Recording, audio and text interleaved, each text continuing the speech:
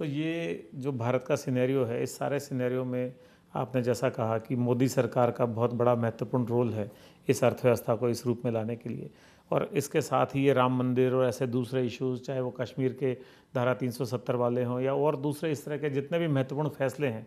उन सबको देख के जो अभी बातें चल रही हैं, आपको लगता है बीजेपी इस बार लोकसभा में 400 प्लस पे जाएगी?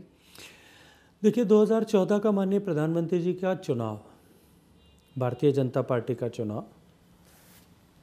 देश की जनता ने उस समय के 10 साल की कालखंड में जो निराशा देश में जन्मी थी, उस निराशा को दूर करने के लिए आशा के केंद्र के रूप में, आशा की किरण के रूप में नरेंद्र मोदी जी और भारतीय जनता पार्टी को विकल्प मानते हुए उस चुनाव का निर्णय किया था और 30 साल बाद ऐतिहासिक बहुमत, संपूर्ण बहुमत की सरकार बनाने का अवसर दिया था। 5 साल के बाद 2009 का चुनाव जो है, वो जिस विश्वास के, जिस आशा के साथ में 2014 में मतदान किया था, उसके विश्वास में परिणत होने का चुनाव था। देश सुरक्षित हाथों में है, देश ईमानदार हाथों में है और निश्चित रूप से देश आगे बढ़ रहा है। लोगों का ये भरोसा और विश्वास था, इसलिए पहले से ज़्यादा मत, पहले से ज़्यादा प्रतिशत और पहले से ज़्यादा सीटें देकर के देश की जनता ने दूसरी बार हमें सौभाग्यपूर्ण अवसर दिया, माननीय प्रधानमंत्री जी को प्रधानमंत्री बनने का अवसर प्रदान किया। अब तीसरी बार देश की जनता भरोसे पर मतदान करने वाली है।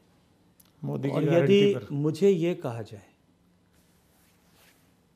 कि माननीय मोदी जी के 10 साल के इस कालखंड को आप एक वाक्य में पिरोएं,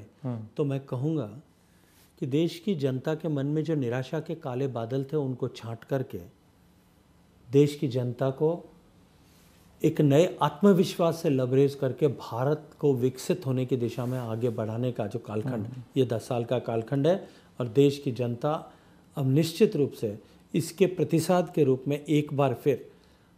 आत्मविश्वास के साथ में मोदी जी को और अधिक प्रचंड बहुमत के साथ में सरकार बनाने का आशीर्वाद देने वाला है।